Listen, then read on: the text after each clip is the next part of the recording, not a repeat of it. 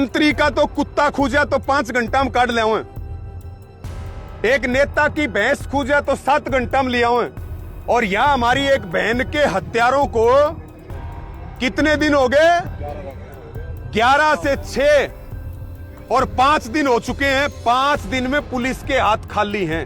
तो आज हम बात करने जा रहे हैं हरियाणा के भिवानी जिले में हुई उस घटना की जिसने पूरे देश को हिलाकर रख दिया है। 19 साल की एक लड़की मनीषा, उसकी मौत ने कई सवाल खड़े कर दिए हैं। क्या ये बेरहमी से किया गया मर्डर है या कहानी कुछ और है? आइए जानते हैं। तो कहानी शुरू होती है 11 अगस्त से, जब ढाणी लक्ष्मण गांव की रहने वाली 19 साल की मनीषा अपने घर नहीं लौटी। परिवार ने परेशान होकर पुलिस में शिकायत दर्ज कराई। 2 दिन बाद 13 अगस्त को सिंघानी गांव के खेतों में उसका शव मिला। शव की हालत इतनी खराब थी कि देखने वालों के होश उड़ गए। गला कटा हुआ, चेहरा बिगड़ा हुआ।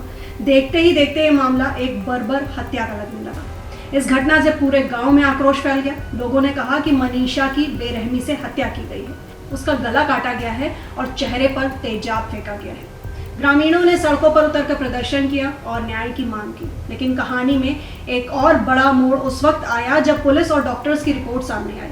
मनीषा का पहला पोस्टमार्टम हुआ, लेकिन मामला सुलझा नहीं। इसके बाद रोहतक पीजीआई में 3 डॉक्टर्स के पैनल ने दोबारा पोस्टमार्टम किया और जो खुलासा हुआ उसने सबको चौंका दिया। पीजीआई रोहतक के medical superintendent doctor Kundan Mittal ने बताया कि मनीषा के शरीर में जहर के अंश मिले हैं। शरीर पर तेज धार हथियार से काटे जाने के कोई निशान नहीं। गले और शरीर के बाकी घाव जंगली जानवरों के काटने जैसे लग रहे थे।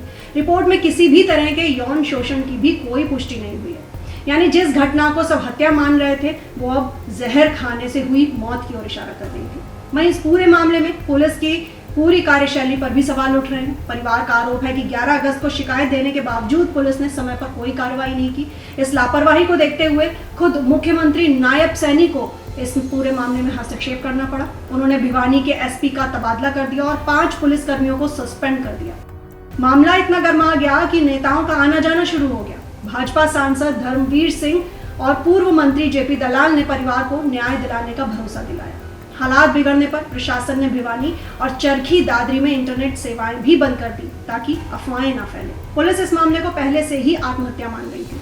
इसी बीच एक कथित सुसाइड नोट भी सोशल मीडिया पर वायरल हुआ जिसमें लिखा था कि मेरे माता पिता दुनिया के सबसे अच्छे माता पिता हैं। मैं डॉक्टर बनना चाहती थी, अगर मैं ना रहूं तो उनका ध्यान रखना। हालांकि पुलिस ने अभी तक इस नोट की पुष्टि नहीं की है, लेकिन पोस्टमार्टम रिपोर्ट और पुलिस के बयान के बाद भी परिवार अपने आरोपों पर अड़ा हुआ है। उनका कहना है कि उनकी बेटी की हत्या हुई है और पुलिस मामले को दबाने की कोशिश कर रही है। वो लगातार दोषियों की गिरफ्तारी की मांग कर रहे हैं। ग्रामीणों का आरोप है कि ये गरीब घर की बेटी का मामला है, इसलिए सिस्टम ढीला है। ये पूरा मामला हरियाणा के कानून व्यवस्था और पुलिस के रवैये पर कई सवाल खड़े कर रहा है। तो सबसे पहला सवाल, क्या पुलिस ने शुरुआती शिकायत को वाकई गंभीरता से नहीं लिया? दूसरा, अगर मौत जहर से हुई तो शरीर पर घाव कैसे आए? तीसरा, क्या ये सुसाइड नोट असली है या किसी ने केस को भटकाने के लिए इसे वायरल किया है? और आखिरी, अगर ये आत्महत्या है तो फिर इस पर इतनी बड़ी सियासत क्यों खड़ी हो गई?